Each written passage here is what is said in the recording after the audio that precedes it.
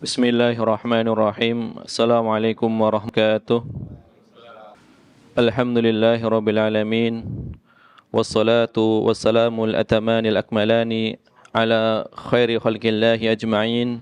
Nabiyyina Muhammadin wa ala alihi wa sahbihi wa man tabi'ahum bi ihsanin ila yaumiddin.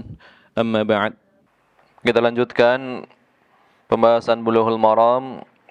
Qala al-musannif rahimahullahu ta'ala Babul mashi 'alal khuffain. Bab mengusap di atas dua khuf, dua sarung kaki, kaos kaki yang terbuat dari kulit atau yang semisalnya. Kaos kaki yang terbuat dari kulit atau yang semisalnya. Al-Hafidz Ibnu Hajar menyebutkan bab ini, bab mengusap dua khuf setelah bab wudu, karena ada kesesuaian antara dua bab tersebut.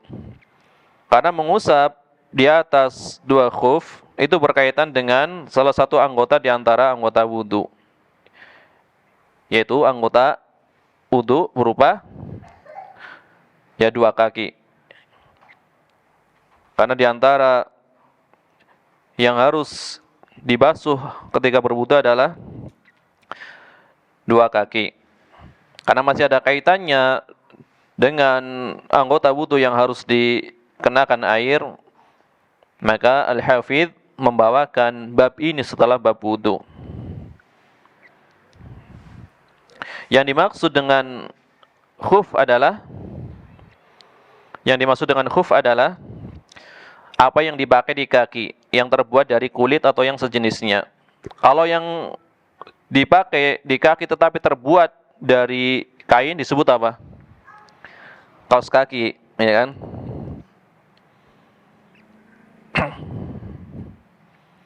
Adapun yang disebut dengan mengusap adalah menjalankan tangan yang telah dibasahi dengan air sampai merata di atas khuf tersebut. Jadi tangan yang telah basah dengan air itu dijalankan di atas khuf tersebut sampai rata. Bisa secara berbarengan, sekaligus kanan maupun kiri, atau bisa dari sebelah kanan baru sebelah kiri, ya. Sebagaimana telah lalu hukum asalnya, untuk perkara-perkara yang baik Nabi mendahulukan sebelah kanan. Kata Syekh Abdullah Al-Fauzan,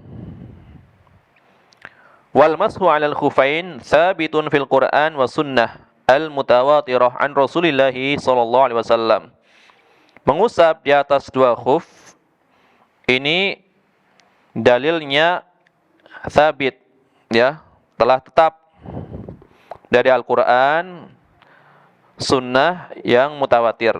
Al-Quran dan sunnah yang mutawatir dari Rasulullah SAW. Wa qad ajma'a alaihil muslimun khala syi'ah wa la yu'taddu bihim. Orang-orang muslim, itu para ulama, itu telah berijma tentang disyariatkannya mengusap dua khuf. Ini seluruh para ulama, kecuali dari kalangan Syiah, dari kalangan Syiah, Rafidhah terutama. Khilaf mereka tidak dianggap. Khilaf dari Syiah tidak dianggap sebagai khilaf yang muktabar. Jadi tidak dianggap. Adapun dalil-dalil Al-Qur'an jelas, firman Allah Ta'ala di dalam surat Al-Maidah ayat ke-6. Ya ayyuhalladzina amanu idza qumtum ila shalat faghsilu wujuhakum wa aydiyakum ilal marafiq wamsahu bi ru'usikum wa arjulakum ilal ka'bain. Ini ayat wudu. Di ujung ayat apa tadi? Wa arjulakum ilal ka'bain. Ini namanya dibasuh atau dicuci. Adapun dalam qiraah, qiraatul jar dengan dikasrohkan, maka bukan wa arjulakum, wa arjulikum ilal ka'bain. Jadi digandengkan dengan atau kepada kalimat sebelumnya, biruusikum wamsahu biruusikum, usaplah kepala kalian, wa arjulikum kasroh juga, dan usap pula kaki kalian sampai mata kaki. Ini dalil bahwasanya disyariatkan mengusap khuf. Jadi ada dua qiraah. Qiraah dengan difathahkan maka dalam keadaan wudu normal. Wa arjulakum berarti kembali ke kalimat yang depannya. Ya, wa aidiyakum ilal marafiq. Faghsilu wujuhakum wa aidiyakum ilal marafiq. Wa aidiyakum ilal marafiq pakai fathah. Berarti digandengkan kepada kalimat sebelumnya yang berkaitan dengan mencuci anggota wudu. Wa arjulakum berarti kakinya pun dicuci.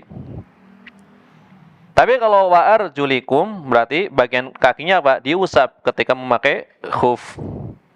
Ya. Jadi wa arjulikum dengan kasroh ini adalah qiraah sab'iyah. Jadi qiraah yang boleh dibaca di dalam sholat. Yang riwayatnya mutawatir. Nanti ada qiraah syadzah. Bisa digunakan sebagai syawahid untuk berdalil, tetapi tidak boleh dibaca dalam sholat. Adapun qiraah sab'iyah boleh dibaca dalam sholat. Nanti banyak. Kan ada belasan qiraah. Biasanya ada qiraah 10 imam yang boleh dibaca di dalam sholat. Itu yang mutawatir. 7 tambah 3, jadi 10.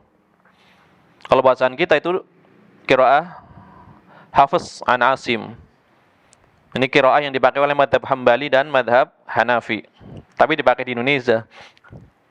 Kalau di Indonesia, madhab Syafi'i asalnya adalah qiraahnya Ibnu Katsir al-Makki yang dipakai oleh Imam Asy-Syafi'i di Mekah.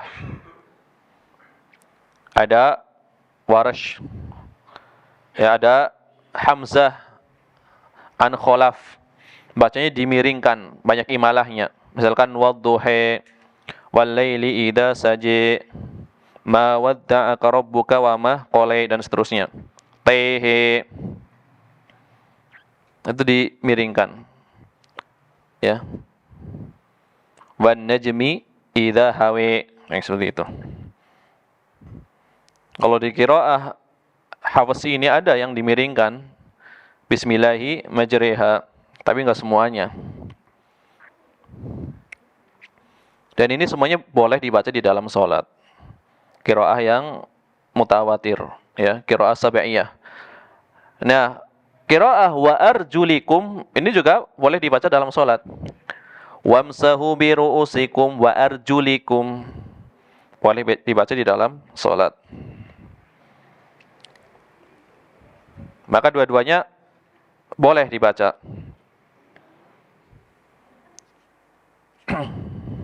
Ini dari Al-Quran, ya,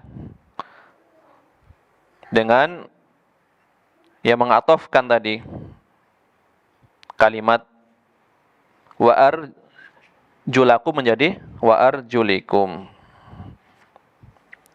Dari wa arjulakum dalam kondisi tidak memakai khuf, wa arjulikum dalam kondisi memakai khuf.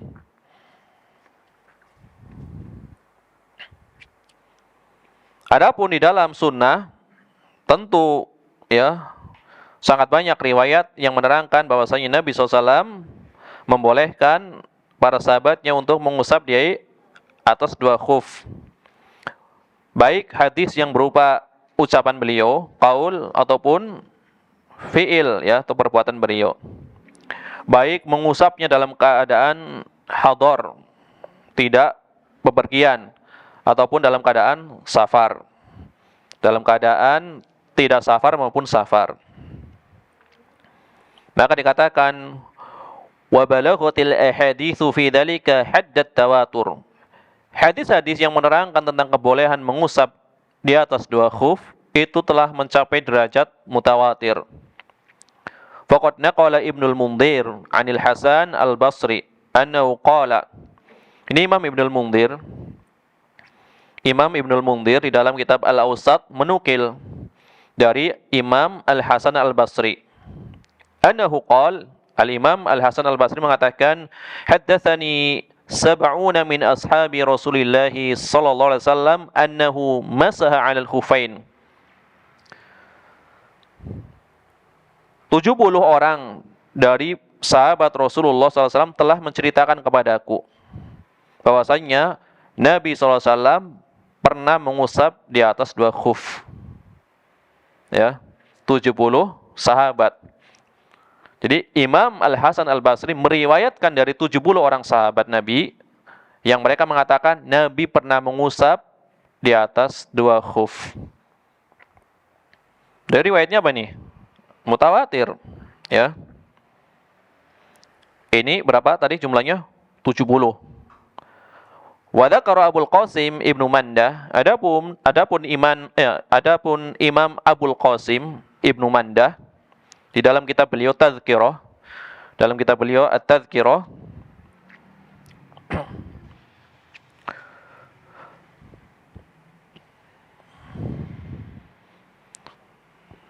bahkan mencapai 80 orang, ya. 80 orang sahabat.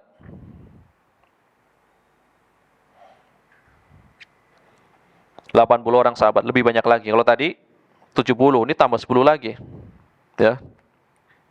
Ini Imam Ibnu Mandah di dalam kitab Tadkirah beliau. Dinukil dari 80 orang sahabat meriwayatkan disyariatkannya mengusap di atas 2 khuf. Demikian pula disebutkan oleh Imam Ibnul Mulakin. Ya. Oleh Imam Ibnul Mulakin di dalam kitab beliau Syarhul Umdah. Apa nama kitabnya? Syarhul Umdah, Syarah Umdatul Ahkam, kitabnya apa namanya? Imam Ibnul Mulakin. Ini populer kitabnya. Kitabnya Imam Ibnul Mulakin, Syarah Al-Umdah.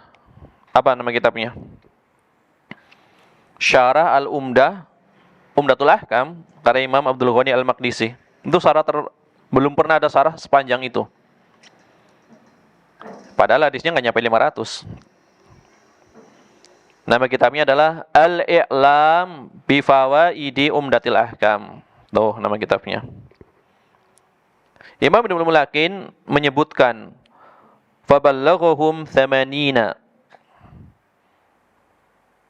yang jumlahnya mencapai 80 orang sahabat. 80 orang sahabat pula ini. Di antara 80 orang sahabat yang dinukil oleh Imam Ibnu Mulakin, wa min haula'ir ruwat al-ashra al-mubasysyaruna bil jannah. Dari 80 orang itu, 10 diantaranya adalah para sahabat yang diberikan kabar gembira, jaminan masuk surga. Meriwayatkan hadis tentang mengusap di atas 2 khuf. Dari 80 orang sahabat, 10 orang diantaranya adalah 10 orang yang dijamin masuk surga. Ya. Oleh karenanya Imam Ibnul Munzir menukil dari Imam Ibnul Mubarak, Abdullah Ibnu Al-Mubarak. Ibnu Mubarak mengatakan, "Laisa fil mashi 'alal khuffain ikhtilafun annahu jaizun." Tidak ada di dalam masalah mengusap di atas 2 khuf, tidak ada perselisihan bahwasanya mengusap di atas 2 khuf adalah suatu yang dibolehkan. Tidak ada perselisihan di kalangan para ulama tentang bolehnya. Jadi disepakati bolehnya. Ya, para ulama tidak berselisih tentang bolehkah mengusap di atas 2 khuf, tidak ada yang berselisih para ulama. Semuanya mengatakan boleh. Ya. Ini dinukil oleh Imam Ibnul Munzir lagi-lagi di dalam kitab Al-Awsat. Ini adalah dari kalangan ya muhaddisin, kalangan mutaqaddimin pula. Ya, Imam Ibnul Munzir, kemudian tadi Imam Ibnu Mandah. Kemudian dinukil dari tabi'in tadi Al-Hasan Al-Basri. Kemudian Imam Ibnu Qudamah juga menukil di dalam kitab Al-Mughni beliau dari Imam Ahmad bin Hanbal. Dari Imam Ahmad bin Hambal. Kata Imam Ahmad bin Hambal, "Laisa fi qalbi minal mashi syai'un fihi arba'una haditsan an ashabi Rasulillah sallallahu alaihi wasallam." Jadi tidak ada keraguan di dalam hatiku tentang dibolehkannya mengusap di atas dua khuf. Di dalamnya terdapat riwayat itu sekitar 40 hadis. Ya, 40 hadis dari sahabat Rasulullah sallallahu alaihi wasallam. Ma rafa'u ilan nabiyyi wa ma waqafu. Sebagian ada yang marfu, sebagian ada yang mauquf. Ya, sebagian marfu, sebagian mauquf.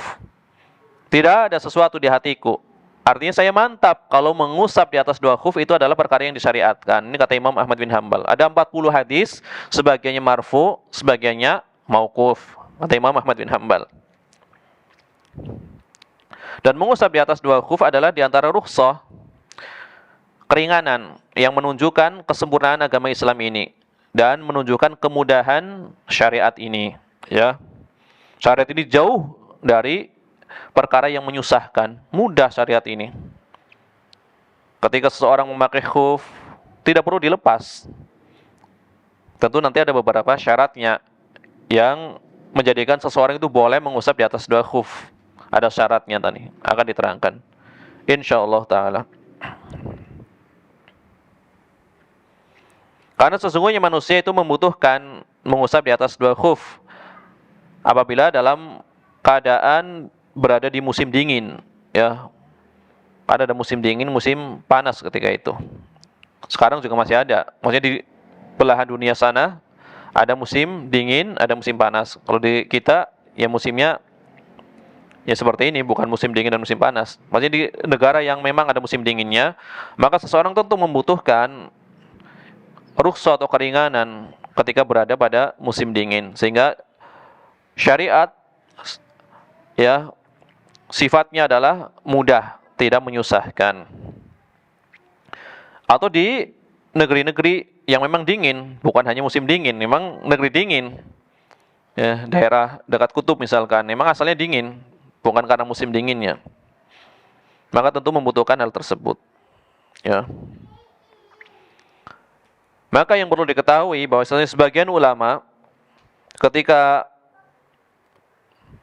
menulis kitab akidah membawakan tema yang berkaitan dengan mengusap di atas dua khuf. Kitab akidah, kitab yang berkaitan dengan i'tiqad, keyakinan, membawakan tema yang berkaitan dengan mengusap di atas dua khuf. Di kitab akidah. Siapa di antaranya? Di antaranya adalah Imam Abu Ja'far At-Tahawi Al-Hanafi rahimahullah taala. Di dalam kitab beliau Al-Aqidah At-Tahawiyah, ya, membawakan tema yang berkaitan dengan mengusap khuf. Kami ahlu sunnah meyakini disyariatkannya mengusap di atas dua khuf. Ini adalah perkara yang sifatnya amaliyah, amal, perkara fikih, bukan ilmiah, bukan permasalahan keyakinan. Kenapa dimasukkan di dalam kitab akidah? Ini kan permasalahan apa? Amal kan, fikih. Karena fikih apa definisinya? Ma'rifatul ahkami syar'iyyah al-amaliyah bi'adilatiha at-tafsiliyah.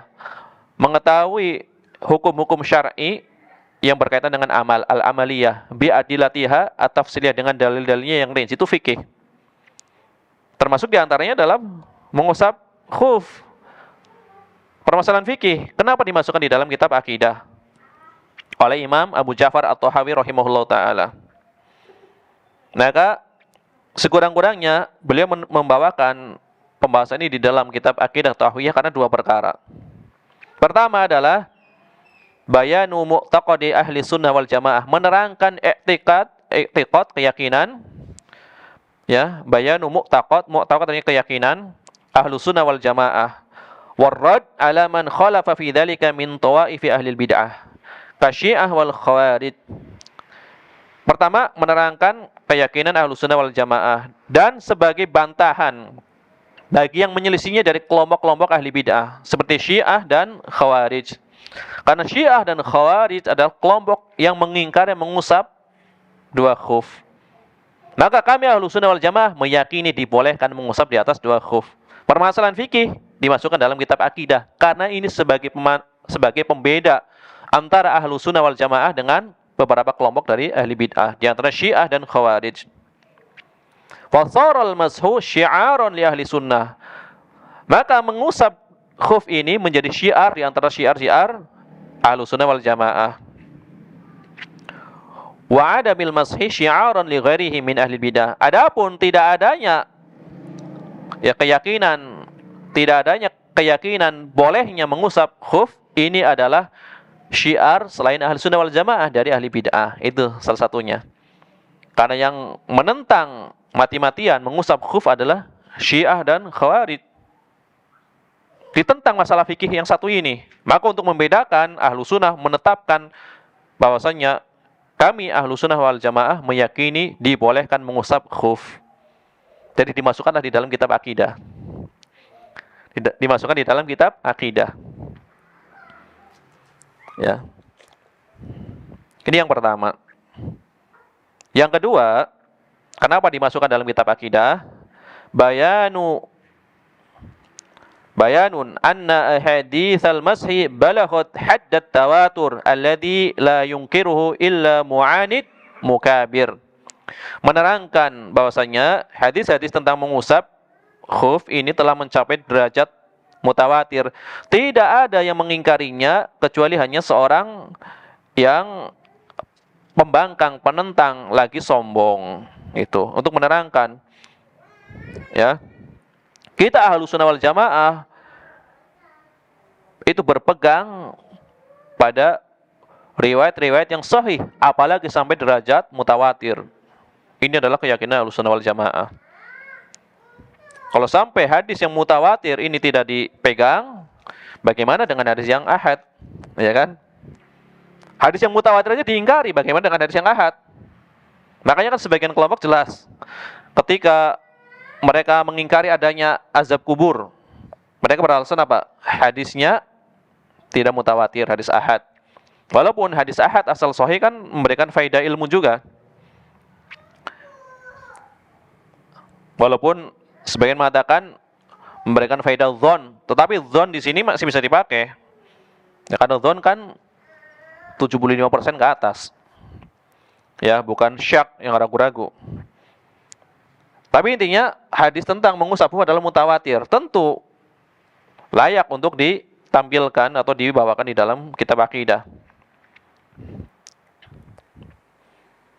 Kemudian mereka yang menyelisihi Ahlussunnah wal Jamaah mengingkari bolehnya mengusap khuf, mereka berdalil dengan ayat Al-Qur'an. Kan tadi riwayat qiraah yang pertama Pak.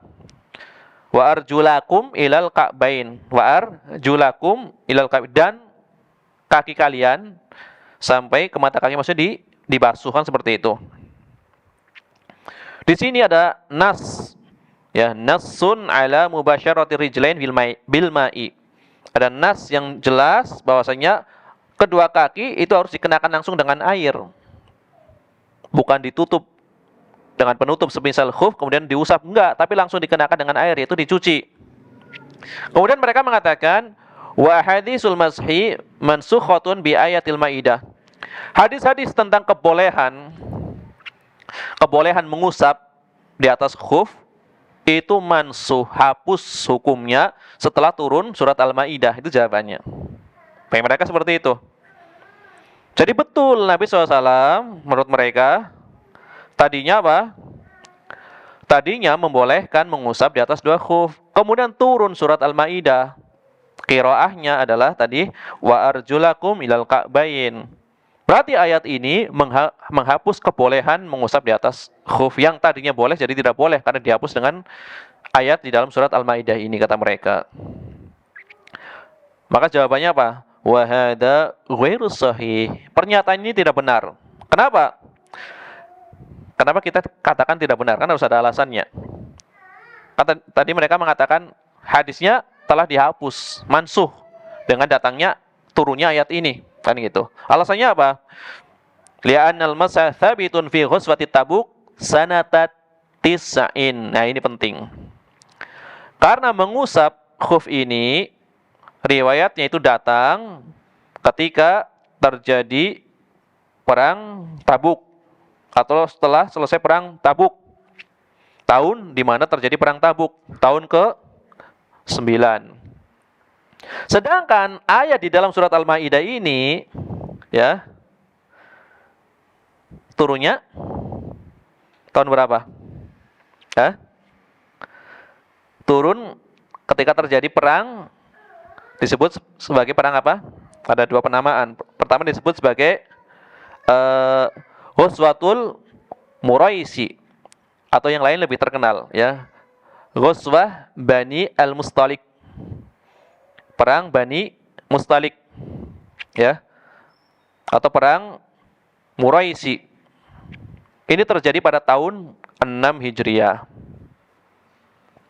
Jelas tidak ada perselisihan di kalangan ahli sejarah terjadinya perang ini ya, Bani Mustalik ini atau pertempuran Al-Muraisi ini terjadi sebelum perang Tabuk. Sedangkan hadis-hadis yang berkaitan dengan mengusap khuf ini adalah setelah terjadinya perang Tabuk atau di tahun terjadi perang Tabuk. Berarti yang lebih akhir mana?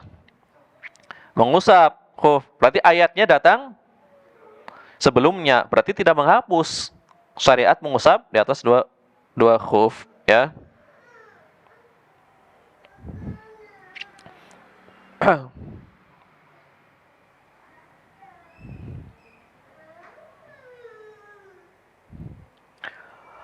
Sekiranya dia taruhlah kita mengalah misalkan, ya kan? Oke lah kita ngalah, ya udah. Ayat Al-Maidah datangnya terakhir, dah, oke nggak masalah. Kalaupun misalkan ayatnya itu turunnya setelah perintah mengusap khuf, turun ayat ini, itu tidak ada penafian antara dua perkara ini. Menyuci tidak dinafikan, mengusap pun tidak dinafikan. Ya, kenapa? Karena perintah mencuci itu ditujukan bagi orang yang tidak memakai khuf. Sedangkan perintah mengusap ditujukan bagi orang yang memakai khuf. Jadi tidak ada pertentangan. Kalau misalkan ayatnya memang turunnya lebih akhir daripada hadis-hadis tentang khuf. Ini kalau kita ngalah, yaudah. Oke, ayatnya turunnya terakhir misalkan. Tapi ternyata faktanya bahwasanya hadis-hadis yang berkaitan dengan mengusap khuf adalah datangnya akhir, yaitu ketika terjadi perang Tabuk. Sedangkan tadi perang Bani Mustalik adalah ketika turun surat Al-Maidah tersebut. Ya, jadi jawabannya seperti itu. Kalau ada yang mengatakan hapus berdasarkan surat Al-Maidah, kapan turunnya? Seperti itu. Ya. Ayat wudu turun ya sebelum terjadi perang Tabuk di tahun ke-6. Sedangkan perintah tentang mengusap khuf terjadi di tahun perang Tabuk, itu tahun ke-9 Hijriah. Ini adalah pengantar di dalam bab ini. Kemudian Syekh Utsaimin menukil adanya ijma ya. Wa amal ijma kan tadi dari Al-Qur'an. Kemudian dari As-Sunnah tadi mutawatir, ya riwayatnya mutawatir. Kemudian dari ijma. Jadi dalil pertama adalah Al-Quran, yang kedua Sunnah, yang ketiga adalah ijma. Adapun ijma salaf itu maklum, ya, ya tadi sampai-sampai sebagian ulama memasukkan pembahasan ini di dalam kitab akidah, itu menunjukkan ijma dari salaf, ya, ijma dari salaf. Ya sebagaimana telah kita ketahui bahwasanya ijma adalah sekuat-kuat dalil, ya. Bukan semulia-mulia dalil, salah paham lagi nanti. Sekuat-kuat dalil, ya ijma. Itu bagus sekali pembahasan tentang mengusap khuf itu sebagai pembeda antara akidah Ahlussunnah dengan ahli bid'ah. Ini diterangkan oleh Al-Imam Al-Qadhi ya Ibnu Abil Ais Al-Hanafi. Ya, di dalam kitab beliau Syarhul Aqidah At-Tahawiyah. Ya, perlu diketahui Al-Aqidah At-Tahawiyah ini adalah kitab akidah yang disepakati oleh seluruh Ahlussunnah wal Jamaah. disepakati oleh seluruh orang yang menisbatkan diri kepada Ahlussunnah wal Jamaah. Dari Atsari, Asy'ari maupun Maturidi semuanya mengakui kitab Al-Aqidah At-Thahawiyah. Tidak ada yang mengingkari kitab Al-Aqidah At-Thahawiyah. Ini adalah dianggap sebagai kitab akidah salaf. Tetapi memang di dalam kitab Al-Aqidah At-Thahawiyah banyak ungkapan-ungkapan Imam At-Tahawi yang sifatnya global. Jadi ketika global mau ditarik kemana aja juga jadi. Jadi yang paling penting siapa? Pensyarahnya yang menjelaskan isi akidah itu. Kalau yang mensyarahnya berakidah salaf, disarah dengan nafas salaf. Kalau yang mensyarahnya berakidah Asy'ariyah atau Maturidiyah, disarah dengan gaya Asy'ariyah. Jadi juga. Nah, perlu diketahui, Imam Abu Ja'far At-Tahawi dalam fikih bermadhab Hanafi. Bermadhab Hanafi. Maka secara umum di dalam kitab Al-Aqidah At-Thahawiyah tidak ada yang dikritik oleh para ulama kecuali satu permasalahan. Kecuali satu permasalahan apa? Di dalam kitab Al-Aqidah At-Thahawiyah, permasalahan iman. Karena Imam Abu Ja'far At-Tahawi bermadhab Hanafi, otomatis dalam masalah iman beliau berakidah Murji'ah.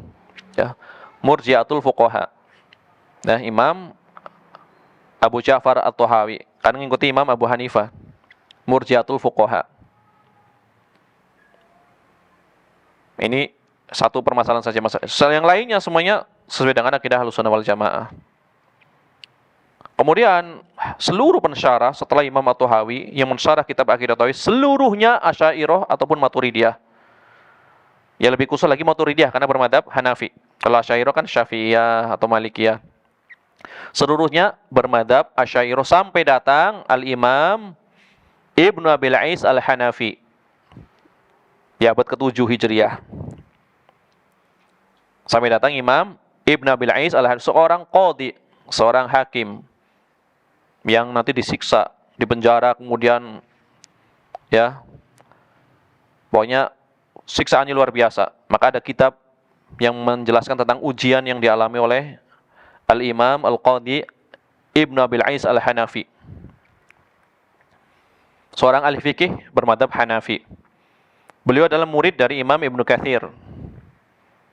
Maka ketika beliau melihat syarah-syarah akidah At-Tahawiyah, semuanya adalah kebanyakannya Maturidiyah. Kemudian banyak pembahasan yang berkaitan dengan ilmu kalam. Maka beliau ingin mensyarah kitab ini dengan warna salaf, nafas salaf. Maka beliau ambil kitabnya Syekhul Islam Ibnu Taimiyah dan kitabnya Imam Ibnul Qayyim dan kitabnya Imam Ibnu Katsir untuk mensyarah tanpa menyebut nama. Jadi seakan-akan yang mensyarah adalah Imam Ibnu Abil Ais Al-Hanafi, padahal semua ucapannya nukilan dari Imam Ibnul Qayyim dalam Madarijus Salikin, nukilan dari perkataan Syekhul Islam Ibnu Taimiyah atau Ibnu Katsir, semuanya tanpa disebut nama. Maka ketika membagi tauhid itu sama persis dengan yang ada di Madarijus Salikin.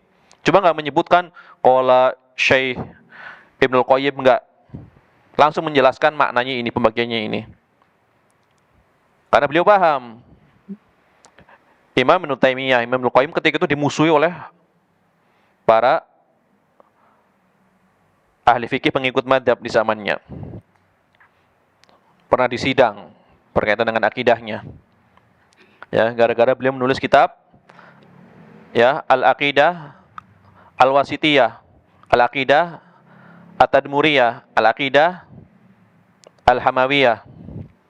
Itu berdasarkan nama-nama tempat. Wasitiyah dinisbatkan kepada Wasit, Hamawiyah dinisbatkan kepada Hamah, Tadmuriyah dinisbatkan kepada daerah Tadmur. Itu semuanya bagus. Diujikan kitabnya Syekhul Islam Ibnu Taimiyah yang ditulis dari sehabis sholat asar sampai sebelum maghrib, Al-Aqidah At-Tahawiyah, atas permintaan seorang qadhi dari kota Wasit. Qadhi bermadzhab Syafi'i. Ya Syekh, tuliskan untukku kitab akidah yang ringkas, yang mencakup seluruh intisari akidah Ahlussunnah wal Jamaah. Kata Ibnu Taimiyah, udah banyak kitab akidah, saya nggak perlu nulis lagi. Tapi saya ingin Anda yang menulis. Ya udah saya tulis. Habis asar sampai sebelum maghrib. Jadilah Al-Aqidah Al-Wasithiyah. Selama 2 tahun diuji. Siapa yang mau mengkritik silahkan. Tidak ada satupun yang berani mengkritik. Karena isinya hanya Al-Quran dan Sunnah. Ya, begitu cepatnya nulisnya. Sangat tertib. Jadi pembahasan asma sifat yang sangat bagus. Begitu juga At-Tadmuriyah, cuma beberapa jam nulisnya. Jadi kalau sekarang nulis kitab bisa berbulan-bulan, bahkan bertahun-tahun, Ibnu Taimiyah dalam hitungan jam. Udah jadi kitab, rapi lagi. Imam Ibnu Qayyim menghitung karya tulis yang ditulis oleh Ibnu Taimiyah, judulnya bukan jilid, kalau jilid kan jilid-jilid. 300, kurang lebih 340-an jilid. Judul. Ibnu Taimiyah sepanjang hidupnya menulis kurang lebih 340-an jilid. Judul, lupa lagi. 340 judul. Adapun yang berjilid-jilid tentu banyak. Sebagiannya hilang. Hanya sampai sepertiga atau separuh itu. Tapi Imam Ibnu Abil Ais di sini ketika mensarah akidah At-Tahawiyah ini, beliau hanya menukil ya rata-rata dari 3 ulama tersebut. Tentu ada ulama yang lain, tapi yang paling banyak dinukil dalam sarah akidah At-Tahawiyah adalah 3 ulama tersebut. Maka begitu Imam Ibnu Abil Ais menulis kitab Aqidah At-Tahawiyah, jadilah akidah At-Tahawiyah ya disarah dengan nafas salaf, nukilan para salaf. Karena perlu ketika itu, kapan seseorang menukil diharuskan menyebutkan sumber yang dinukilnya, kapan seseorang menukil tapi dianjurkan tidak menyebutkan sumbernya. Apabila terjadi fitnah, karena semua orang memusuhi Ibnu Taimiyah sama Ibnu Qayyim. Kalau dinukil Ibnu Taimiyah mengatakan, Ibnu Qayyim mengatakan, tidak ada yang mau membaca kitabnya. Sedangkan beliau ketika posisinya adalah sebagai seorang qadhi hakim. Maka beliau hanya menulis intisari dari 2 orang ulama tersebut. Maka yang bisa berbahasa Arab, silakan nanti baca syarah Aqidah At-Tahawiyah karya Imam Ibnu Abil Ais. Bagus. Tapi beliau menuliskan berdasarkan tertib urutan Imam At-Tahawi. Kan Imam At-Tahawi ketika nulis Aqidah itu asal nulis. Ya. Maksudnya enggak tertib berdasarkan rukun iman, enggak asal nulis. Tentang sifat Allah terus. Maka di akhir syarah beliau mengatakan, Imam Ibnu Abil Ais, aku berharap ada orang yang menertibkan syarah saya ini berdasarkan rukun iman. Tahdzib, ditertibkan. Dan sekarang udah ada tahdzibnya. Cuma kalau baca tahdzibnya nggak puas, harus baca aslinya yang nggak tertib kan gitu. Karena yang asli memang lebih berkah. Yang asli itu memang lebih berkah. Yang asli lebih berkah, meskipun kurang tertib lebih berkah. Karena ketika Allah menjadikan kitab itu diterima, itu tidak membutuhkan kitab itu harus tertib. Sebagaimana kitab-kitab yang sampai kepada kita, yang disarah justru kitab-kitab yang kalau secara susunan, yang ngalir aja nulisnya. Tapi itu justru yang banyak disyarah. Zadul Mustaqni, terkenal kurang tertib. Tapi tidak ada seorang yang bermadzhab Hambali kecuali pasti mempelajari Zadul Mustaqni. Justru kalau nggak menghafal Zadul Mustaqni, belum puas jadi madzhab Hambali gitu. Padahal tidak tertib. Ya. Ini luar biasa nih akidah At-Tahawiyah. Ini perlu dipelajari, perlu dibaca oleh setiap Ahlus Sunnah wal Jamaah biar mengetahui akidah Ahlus Sunnah wal Jamaah dari nukilan para salaf. Ini kan Al-Imam Abu Ja'far At-Tahawi. Beliau keponakan dari Al-Imam Al-Muzani. Keponakan dari Al-Imam Al-Muzani. Al-Muzani adalah pakar mazhab Syafi'i. Ada murid langsung dari Imam Asy-Syafi'i. Ini Abu Ja'far At-Tahawi keponakannya. Diajarin mazhab Syafi'i nggak paham-paham, kurang paham gitulah. Dia pindah madhab dalam fikihnya, madhab Hanafi. Begitu bermadhab Hanafi, jadi imam besarnya, mengalahkan pamannya. Pamannya tidak sampai derajat hufaz, tidak sampai derajat al-hafidh dalam ilmu hadis pamannya. Beliau sampai derajat al-hafidh. Abu Ja'far At-Tahawi. Kitab hadisnya sangat banyak. Dua kitab hadisnya yang jadi rujukan. Sampai-sampai ada ungkapan telah selesai dalil-dalil madhab Hanafi secara dalil hadis. Telah selesai seluruh dalil madhab Hanafi, dalil berupa hadis atau riwayat, oleh Imam At-Tahawi dalam dua kitabnya, Syarah Mushkilil Athar dengan Syarah Ma'anil Athar. Jadi sebagaimana Imam Al-Baihaqi di dalam madhab Syafi'i, sebagaimana Imam Ibn Abdul Bar di dalam madhab Maliki. Ini keutamaan Imam Abu Ja'far At-Tahawi. Yang dua Athari, yang satu Asy'ari. Imam Al-Baihaqi kan Asy'ari akidahnya. Kalau Imam Ibn Abdul Bar Al-Athari, Abu Ja'far Al-Athari, ahli athar, ya.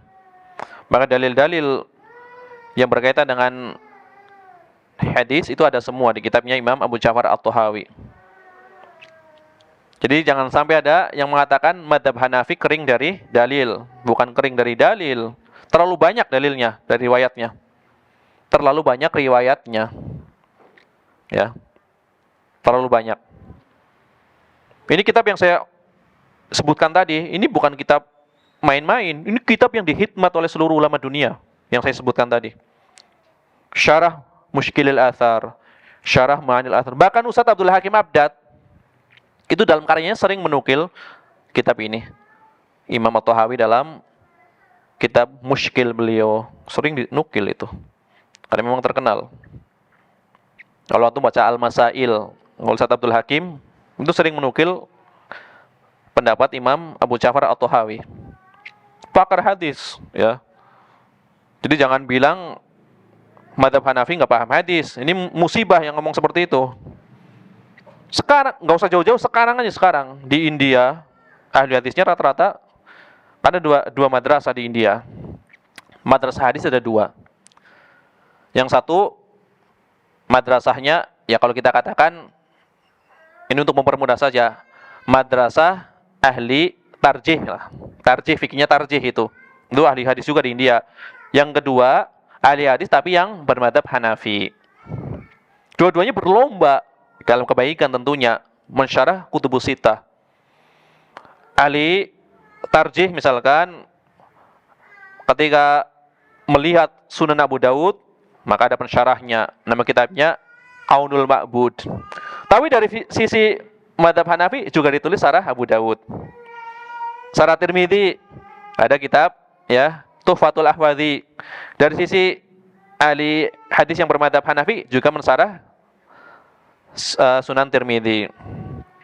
Syarah Muwatta, ya, juga ditulis oleh kalangan Hanafiyah. Aujazul Masalik, ya, syarah Muwatta Imam Malik. Sekitar berapa jilid itu? Lebih dari 10 jilid. Syarah Muwatta oleh ulama bermadhab Hanafi. Bahkan ulamanya Jamaah Tabligh gitu. Iya, ulama Jamaah Tabligh menulis syarah Muwatta lebih dari 10 jilid. Ahli hadis berarti kan? Alim. Jangan sembarangan mengatakan Jamaah Tabligh nggak ada ulamanya. Boleh kita tidak sepakat, boleh. Cuma menghilangkan keutamaan orang alimnya tidak boleh. Kan gitu. Iya. Ini belum kenal para ulama berarti kalau mengatakan Jamaah Tabligh nggak ada ulamanya. Sering dinukil. Bahkan orang-orang Saudi ketika belum ada Syekh Al-Albani. Syekh Al-Albani belum masyhur ketika itu. Ketika ada permasalahan hadis, datangnya ke India. Datangnya ke India. Iya, karena ahli hadisnya di India. Ya. Gurunya Syekh Muhammad bin Abdul Wahab. Gurunya Syekh Muhammad bin Abdul Wahab siapa? Syekh Muhammad Hayat As-Sindi. Dari mana itu? Hah? Hayat As-Sindi dari India, bermadhab Hanafi. Ya otomatis akidahnya Maturidi lah. Guru hadisnya Syekh Muhammad bin Abdul Wahab. Gitu.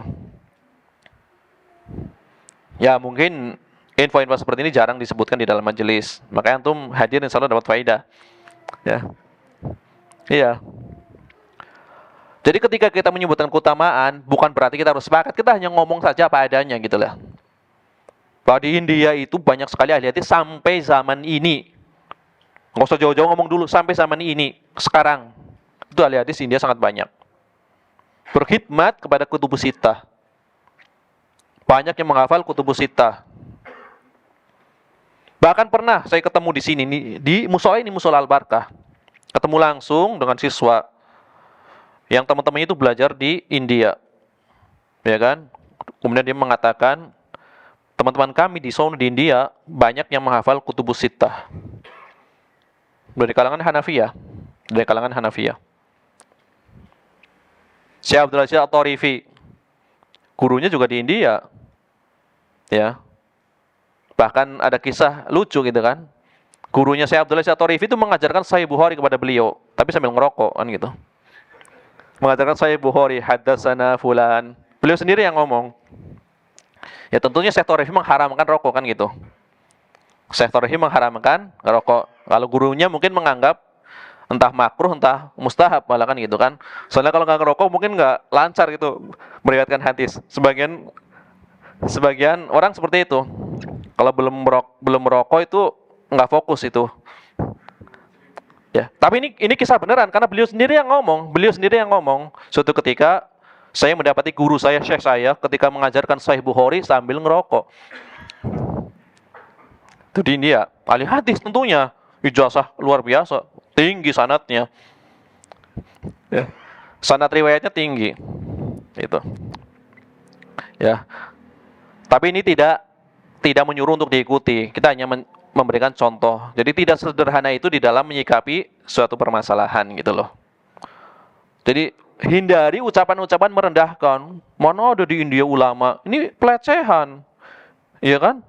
Justru pemenang ya yang mendapatkan Nobel sirah terbaik dari mana? Dari India. Kitab apa? Ar-Rahiqul Maktum. Orang India yang nulis. Ya. Kemudian Musonaf Abdul Razak, itu pentakiknya adalah ulama dari India. Musonaf Abdul Razak, susah banget itu Musonaf Abdul Razak. Naskahnya banyak yang hilang. Banyak ya, ahli hadis di India.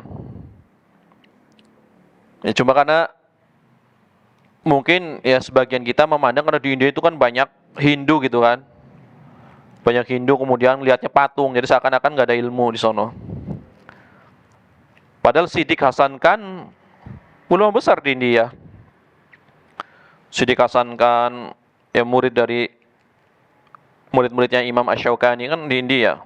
Nah ini cikal bakal madhab tarjih kan dari Siddiq Hasan Khan. Kalau di India. Di antaranya yang mengikuti madhab tarjih di India itu, kalau di India kan harus ada lembaganya. Misalkan kita katakan misalkan di Indonesia ada Muhammadiyah misalkan di Indonesia. Kalau di sana harus ada lembaganya. Kalau enggak boleh mengajarkan ilmu. Maka yang ikut lembaga itu diantaranya adalah ya Dr. Zakir Naik. Itu ikutnya lembaga yang fikih ini, tarjih. Zakir Naik. Maka beliau hafalan hadisnya lumayan bagus. Zakir Naik riwayat-riwayatnya. Iya. Jadi gitu. Ini adalah beberapa hal ya yang berkaitan dengan bahwasanya janganlah kita menyimpulkan sesuatu kalau kita belum meneliti, gitu aja. Menyimpulkan sesuatu kalau kita belum meneliti. Kadang dialog itu perlu. Nggak jadi subhat juga dialog, kan cuma mengetahui sesuatu bukan jadi subhat. Oh saya jadi tahu orang jamaah tabligh berarti ada ulama besarnya. Nggak harus mengikuti. Nggak harus mengikuti, tapi kita jadi tahu. Ternyata setelah tahu namanya, ya pemimpin jamaah tabligh tersebut, ternyata di kitab-kitab sunnah itu sering dinukil juga namanya di dalam ilmu hadis. Oh berat, tapi nggak disebutkan ini adalah pendiri jamaah tabligh, nggak disebutkan. Oh beliau ternyata dinukil. Ternyata sering dinukil juga, cuma nggak disebut kedudukannya sebagai apa. Akhirnya kan jadi nyambung gitu. Oh, ketika membaca jadi nyambung. Ya, kita masuk ke hadisnya. Yang berkaitan dengan bayanu hukmil masyi 'alal khufain, ya keterangan hukum mengusap dua khuf. Naqala al-mu'allif rahimahullahu ta'ala 'anil Mughirah bin Syu'bah radhiyallahu anhu qala. Dari Mughirah bin Syu'bah, beliau berkata, kuntu ma'an nabiyyi sallallahu alaihi wasallam. Aku pernah bersama Nabi sallallahu alaihi wasallam. Di dalam riwayat lain dalam safar. Ketika safar. Fatawadda'a. Lalu Nabi SAW berwudu, memulai wudu. Fahwaitu li'anzi'a khufaihi, maka aku membungkukkan badanku sambil menjulurkan tanganku untuk melepaskan kedua khuf beliau. Jadi membungkukkan badan, mau melepaskan khuf Nabi SAW. Faqala, maka Nabi mengatakan, da'huma, biarkan khuf ini, biarkan, jangan dilepas.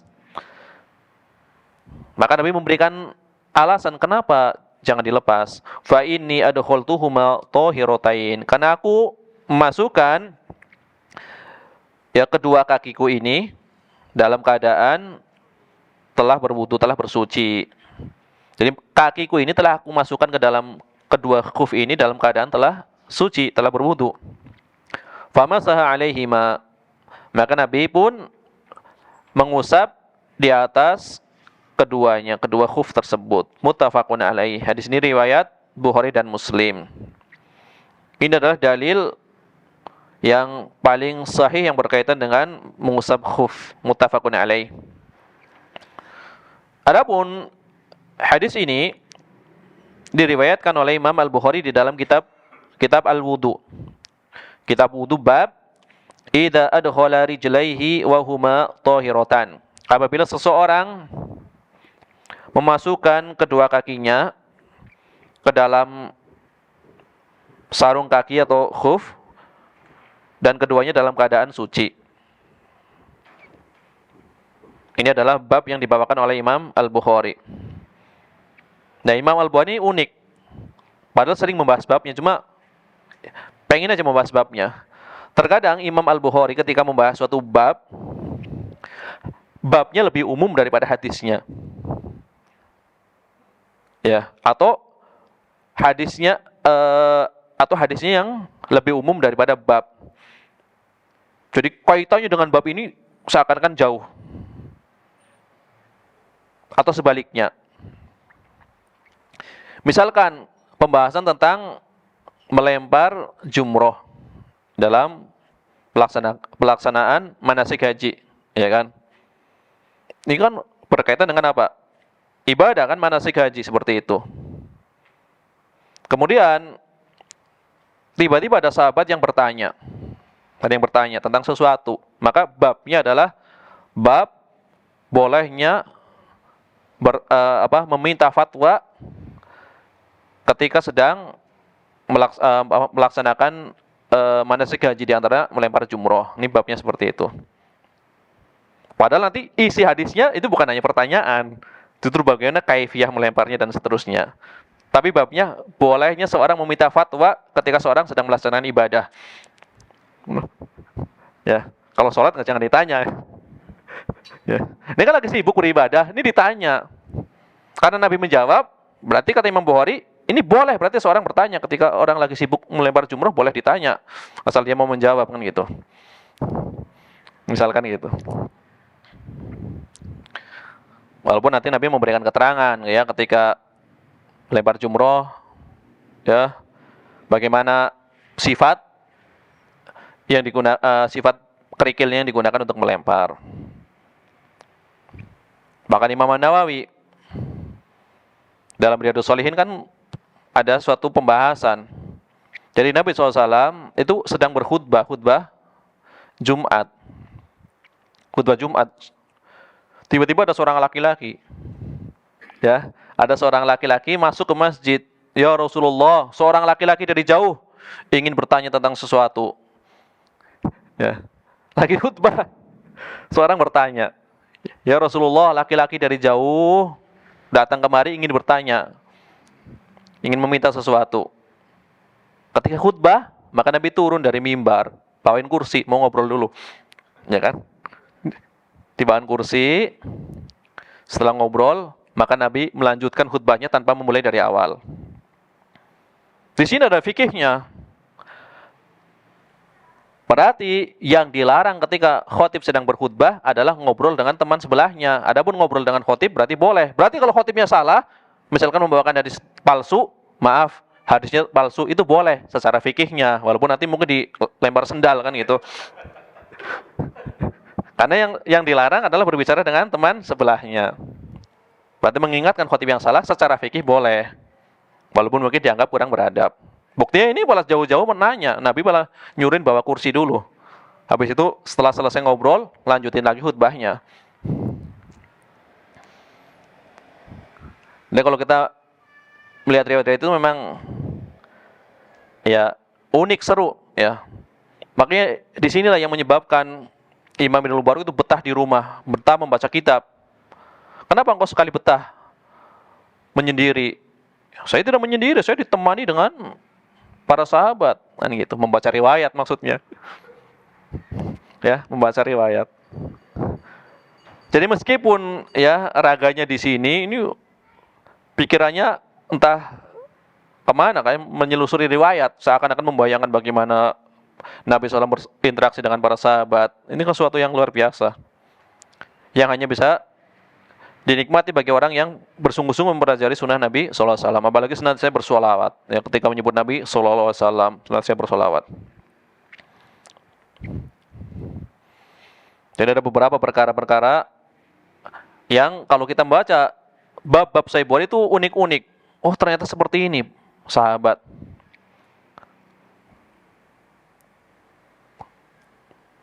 Jadi karakter-karakter sahabat itu bermacam-macam. Apalagi kalau datang orang Badui, itu lucu-lucu benar. Tapi ilmu semua. Ilmu semua. Jadi ini hadis yang kita bawakan tadi ini, itu disebutkan oleh Imam Al-Bukhari di dalam kitab Al-Wudu. Bab idza adkhala rijlaihi wa huma thahiratan.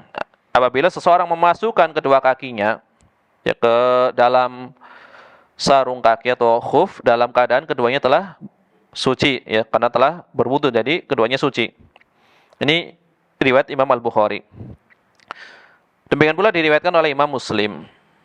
Diriwayatkan pula oleh Imam Muslim dari jalan Zakaria ibni Abi Zaidah, dari Amir Asy-Sya'bi, dari Urwah ibnil Mughirah, dari ayahnya.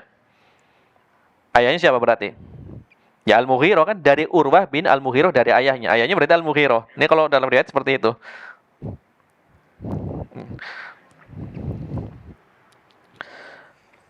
Al-Mughirah ibnu Syu'bah, yang punya pembantu dia, budak, yang menusuk Umar kemarin. Riwayat ya, riwayat sebelumnya. Abu Lu'lu'ah Al-Majusi. Ya. Umar bin Khattab berapa tahun menjabat sebagai khalifah? Hah? Hah? 10 tahun lebih 6 bulan beberapa hari. 10,5. Kan setelah wafatnya Abu Bakar. Iya. Berarti tahun berapa itu wafatnya? Ya, tahun berapa berarti? Hah? Ya, tahun 23 Hijriah, insyaallah. Ini Al-Mughirah ibnu Syu'bah, budaknya yaitu Abu Lu'lu'ah adalah yang menusuk Umar bin Khattab radhiyallahu anhu. Ya, Amirul Mukminin, orang yang pertama kali mendapat gelar Amirul Mukminin, Al-Khalifah Al-Adil, khalifah yang adil. Imam Ibnu Hajar ketika membawakan sanad ini, beliau menyebutkan Zakaria adalah mudallis. Apa itu mudallis? Rawi yang terbiasa menyamarkan riwayat, itu mudallis.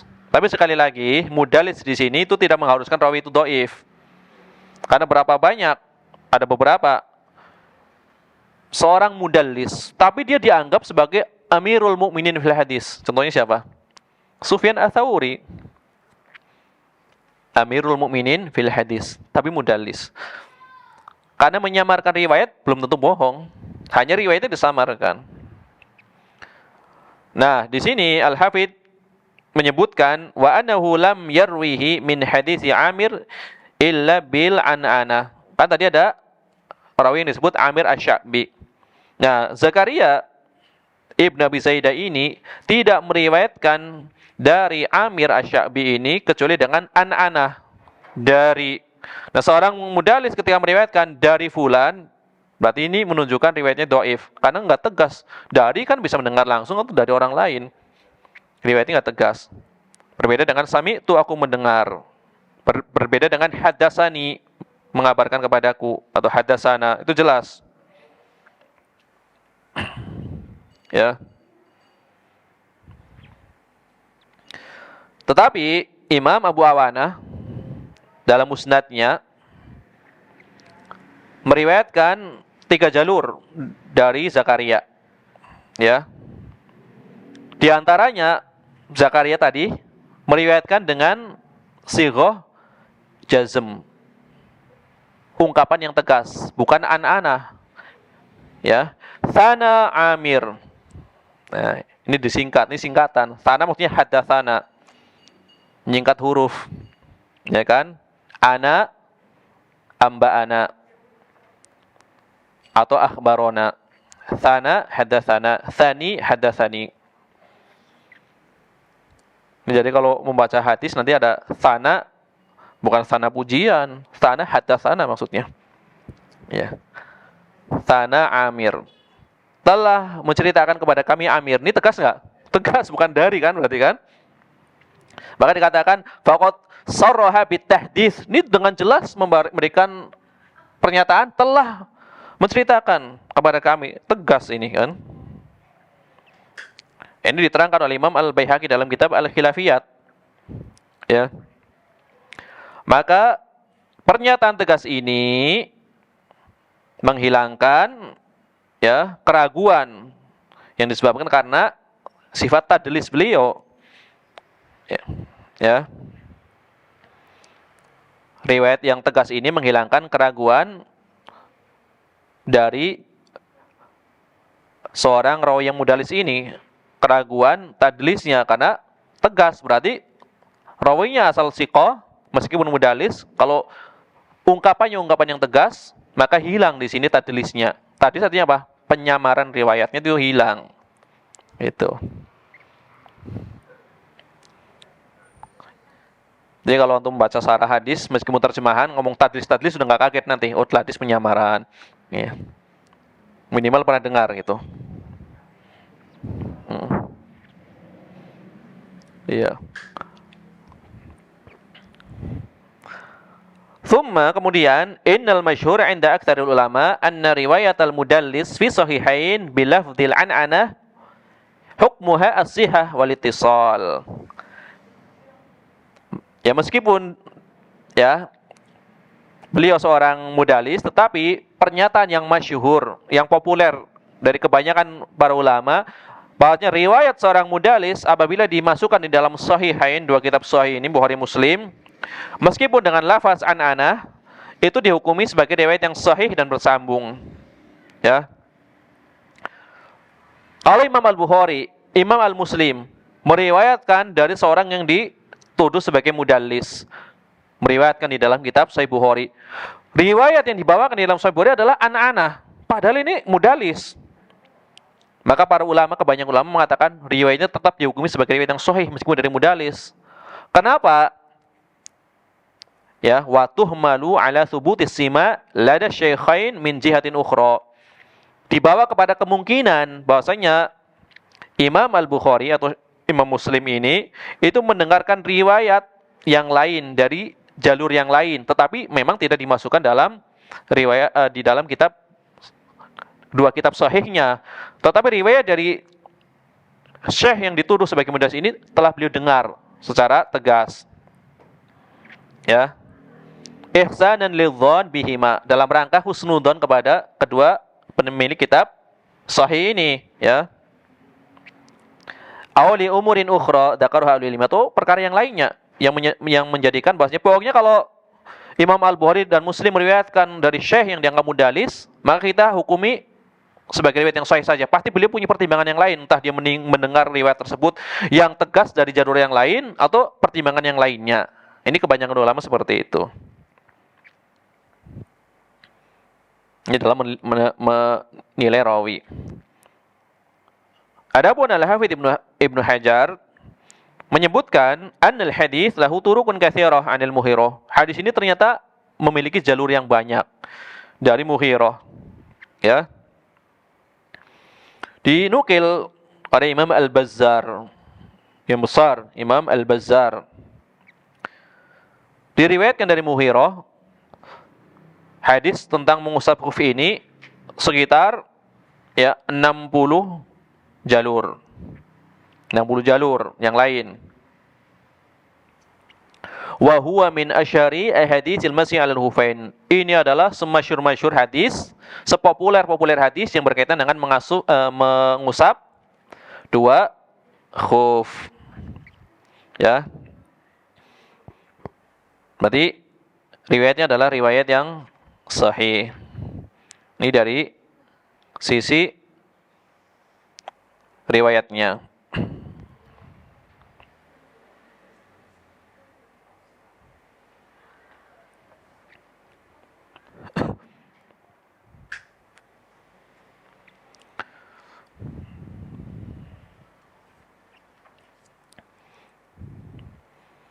Adapun pelajaran-pelajaran yang bisa diambil dari hadis ini tentu sangat banyak. Ya, minum dulu. Bismillah.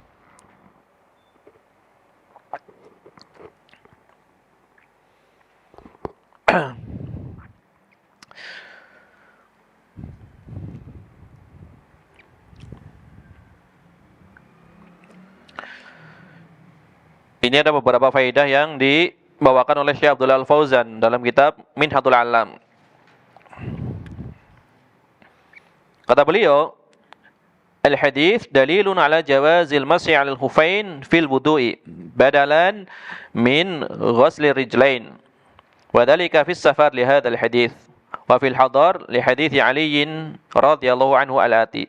Wa mithluhu haditsu Hudzaifah radhiyallahu anhu. Hadis tadi sebagai dalil bolehnya mengusap di atas dua khuf ketika berwudu sebagai ganti mencuci kedua kaki. Di dalam riwayat ini adalah ketika safar, di dalam riwayat ini ketika safar, tadi sedang bersafar. Adapun di dalam keadaan tidak safar itu nanti ada hadisnya. Dalam keadaan mukim tidak safar itu ada hadisnya, hadis Ali radhiyallahu anhu yang akan datang. Atau yang semisalnya nanti dari hadis Hudzaifah yang akan dibawakan. Kemudian tidak ada bedanya, tidak ada perbedaan tentang bolehnya mengusap khuf ini dalam keadaan ada hajat atau tidak. Jadi tidak dikaitkan dengan hajat, yang penting memakai. Nah gitu. Yang penting memakai. Mau ada hajat, sakit atau apa, maka kedinginan atau tidak hajat itu dibolehkan. Yang penting dia memakai dalam kondisi telah berwudu. Mau hajat atau tidak ada hajat, maka boleh mengusapnya. Maka tentu dibolehkan bagi seorang wanita yang senantiasa berada di rumah. Dia nggak ada keperluan safar, nggak pergi kemana-mana, di rumah saja, tapi dia telah berwudu kemudian memakai khuf di rumah misalkan. Boleh nggak mengusap? Ya tentu boleh. Padahal tidak ada hajat. Adapun yang ada hajat kayak sakit atau yang lainnya tentu lebih boleh lagi. Ya, seorang yang sakit yang tidak bisa berjalan tentu lebih dibolehkan. Yang nggak ada hajat aja sekedar memakainya karena alamiah aja, karena pengen pakai aja. Habis wudu itu dibolehkan, apalagi yang ada hajat. Dan Imam An-Nawawi telah menukil adanya ijma tentang bolehnya hal tersebut. Ya, ijma dinukil oleh Al-Imam An-Nawawi dalam kitab beliau Syarah Sahih Muslim, Al-Minhaj, ya. Al-Minhaj bi Syarhi Sahih Muslim Ibnu Al-Hajjaj menukil ijma bolehnya seorang mengusap di atas khuf baik karena ada hajat atau tidak. Baik sedang mukim ataupun safar. Sehat maupun sakit dibolehkan, tapi ada syaratnya. Yang memasukkannya dalam kondisi telah bersuci. Bersuci dari hadas, ya.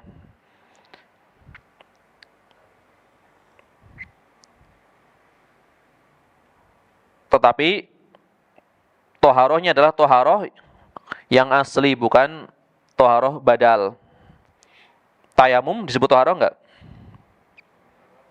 Disebut toharoh tapi badal. Maka tidak diperbolehkan setelah tayamum memakai kedua khuf. Karena tayamum hanya diusap, kemudian yang usap juga bagian kepala dan tangan saja, kakinya tidak terkena usapan. Itu yang pertama. Yang kedua, jumhur ulama mengatakan tayamum tidak mengangkat hadas, hanya mubih. Hanya membolehkan saja. Maka toharoh yang dibolehkan seorang bisa mengusap khuf adalah toharoh dengan menggunakan air, yaitu dengan berwudu atau mandi janabah.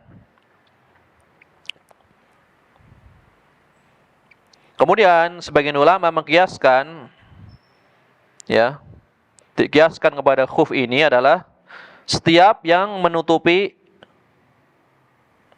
kedua kaki, maksudnya sampai mata kaki, ya, dari kaos kaki atau semisalnya atau sepatu, itu dikiaskan sebagian ulama seperti itu. Jadi misalkan seorang berwudu kemudian dia memakai sepatu, sepatu itu menutup mata kaki, maka dikiaskan, ya, kepada khuf tersebut, maka boleh diusap atau memakai kaos kaki. Yang penting kaos kakinya itu rapat. Itu sebagian ulama seperti itu. Walaupun di dalam mazhab nanti ada pembahasan kaos kaki yang seperti apa yang boleh diusap. Pertama adalah jelas menutup anggota yang wajib dicuci asalnya.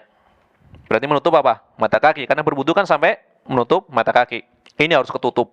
Jadi kalau mata kakinya kelihatan, tidak boleh mengusap. Harus berwudu. Kalau dia misalkan dia telah berwudu, kemudian dia memakai sepatu misalkan, tetapi kelihatan mata kakinya, maka tidak boleh diusap. Karena kelihatan mata kakinya, harus ditutup mata kakinya. Yang kedua, di dalam mazhab Hambali disyaratkan alas tersebut, sarung kaki tersebut adalah kuat digunakan untuk berjalan. Misalkan dulu berjalan di pasir, kokoh untuk berjalan.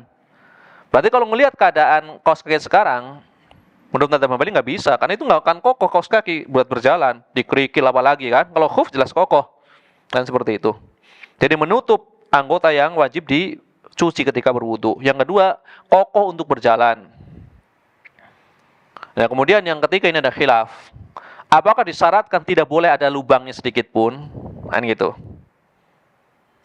Tidak boleh sobek, tidak boleh berlubang, atau kalau lubangnya sedikit, kecil, itu dibolehkan. Ini ada khilaf. Adapun banyak ulama kontemporer itu menyebutkan kalau sekedar lubang kecil maka tidak memudaratkan.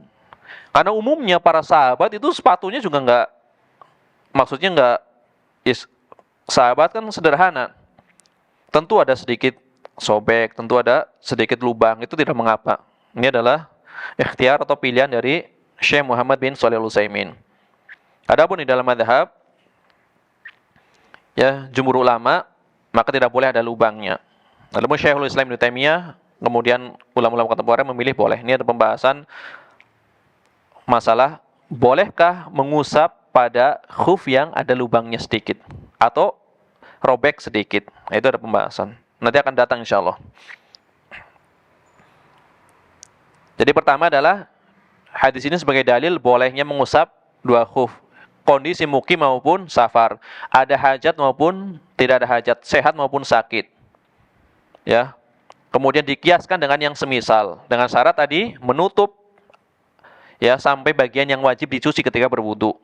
Yang kedua, kuat digunakan untuk berjalan. Yang ketiga ini khilaf, harus rapat, gitu aja.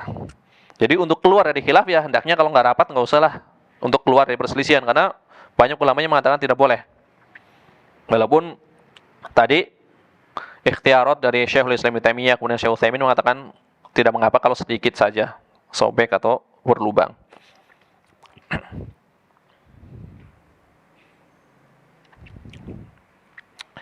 Kemudian kata Syekh Abdul Fauzan, al-hadis dalilun ala anna al-masha 'ala al-khufain liman kana labisan lahuma afdal min khal'ihima wa ghusli rijlain liqalihi da'huma.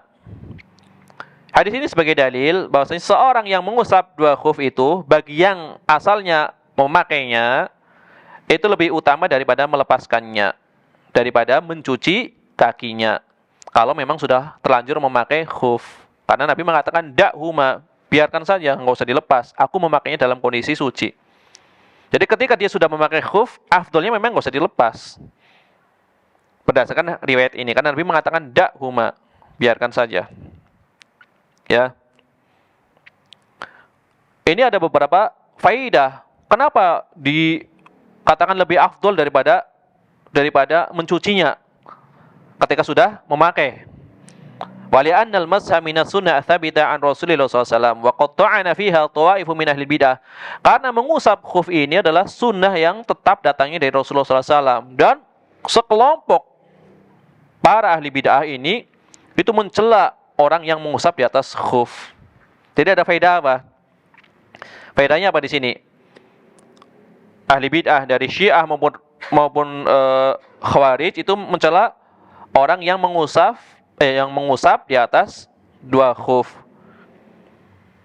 Makanya kenapa dikatakan lebih afdol? Karena ini dalam rangka menghidupkan sunnah Rasulullah SAW. Menghidupkan sunnah itu lebih utama daripada mematikannya. Sunnah yang dicela oleh para ahli bid'ah itu lebih layak untuk dihidupkan. Karena menghidupkan sunnah berarti lebih afdol daripada mematikannya. Itu salah satu faedahnya.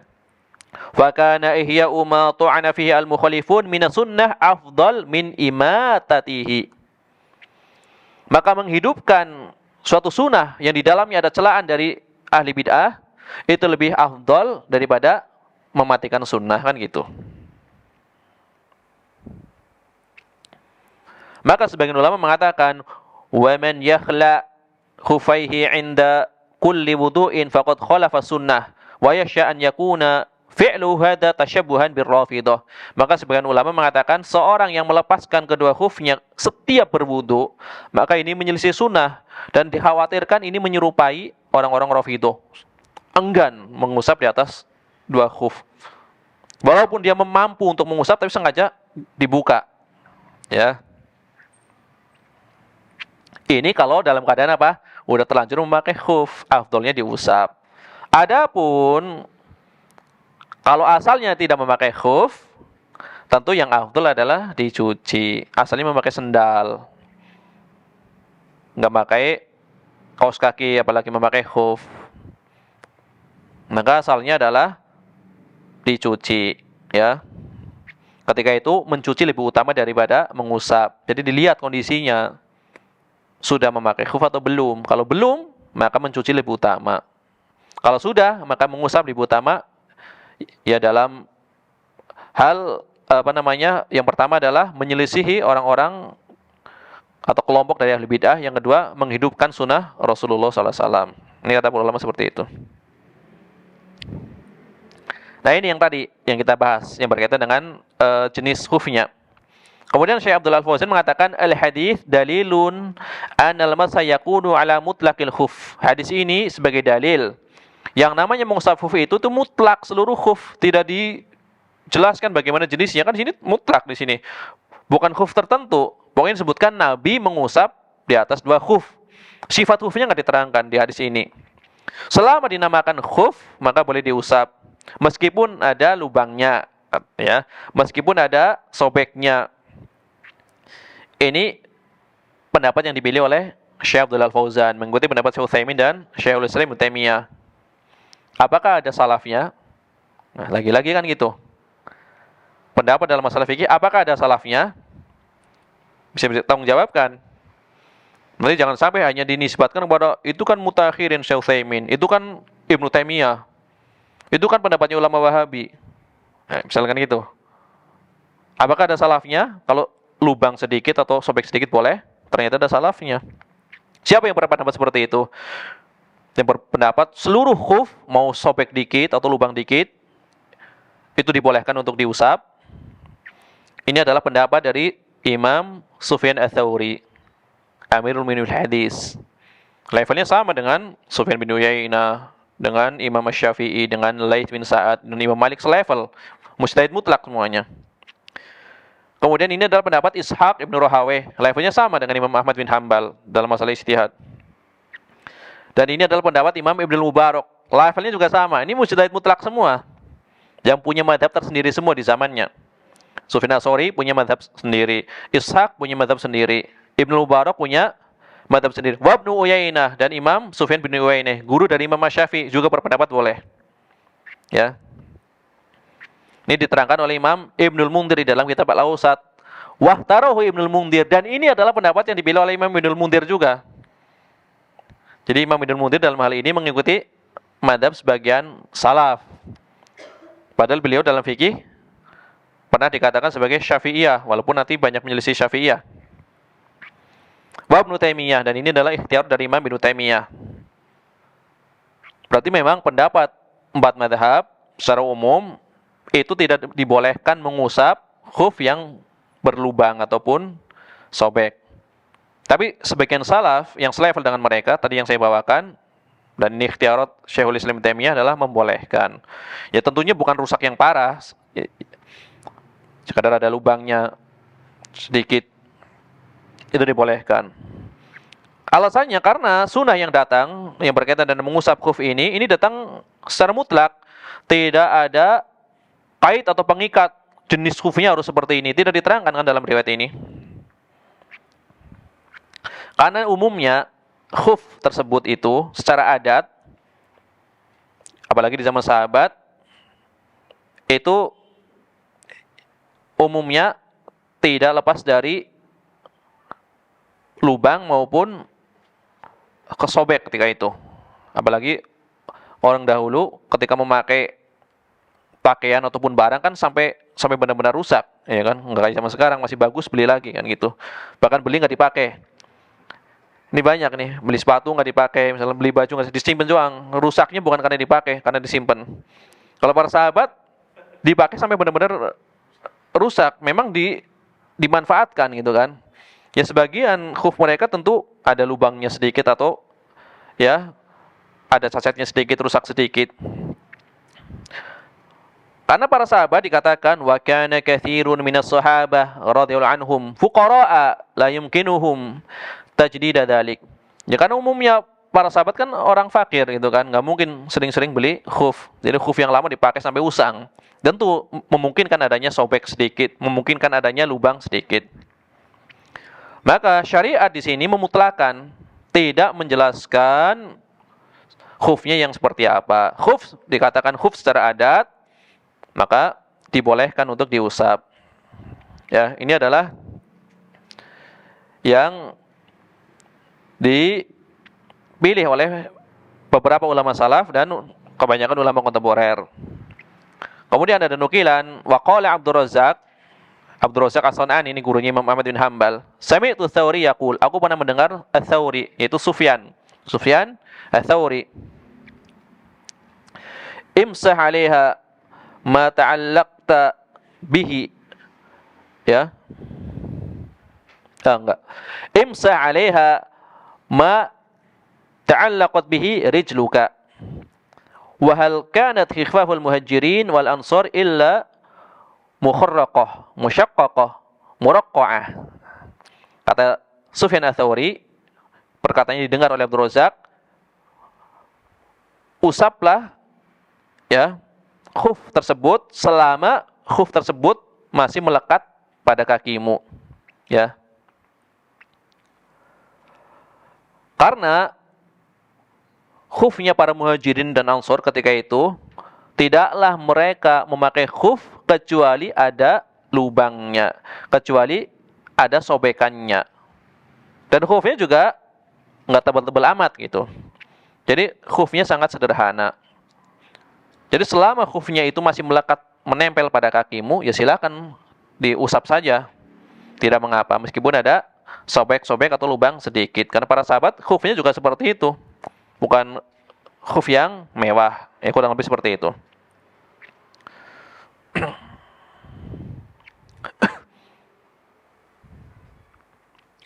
Ini adalah pernyataan Sufyan Ats-Tsauri. Maka tadi dikatakan Sufyan Ats-Tsauri memilih pendapat bolehnya mengusap pada khuf yang seperti itu.